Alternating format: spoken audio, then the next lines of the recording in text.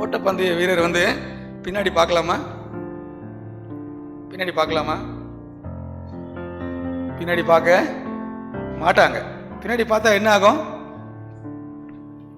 அவங்களுடைய வேகம் குறைஞ்சிரும். அவங்களுடைய வேகம் குறைஞ்சிரும். அதனால என்ன செய்வாங்க அப்படின்னு சொன்னா, முன்னோக்கி மட்டுமே அவங்க என்ன செய்வாங்க? பார்ப்பாங்க. இலக்கை மட்டுமே பார்ப்பார்கள். பவுலுடைய வாழ்க்கை ஒரு ஓட்டப்பந்தய வீரருடைய வாழ்க்கையை போல் இருக்கிறது. நான் பின்னாடி என்ன செய்வதில்லை, திரும்பி பார்ப்பது இல்லை. முன்னாடி மட்டும்தான் நான் என்ன செய்றேன், பார்க்கிறேன். நம்முடைய வாழ்க்கையில நம்ம முன்னாடி மட்டும்தான் பார்த்து நம்ம வாழ்க்கையை நடத்திட்டு இருக்கிறோமா? பின்னானவைகளை திரும்பி பார்த்தோம்னு சொன்னா ஆண்டவர் நடத்தின நன்மைகளை திரும்பி பார்க்க வேண்டியது அவசியம்தான். பவுல் ஏன் திரும்பி பார்க்கணும்னு விரும்பல? அவருடைய பழைய வாழ்க்கை எப்படி இருந்துச்சு?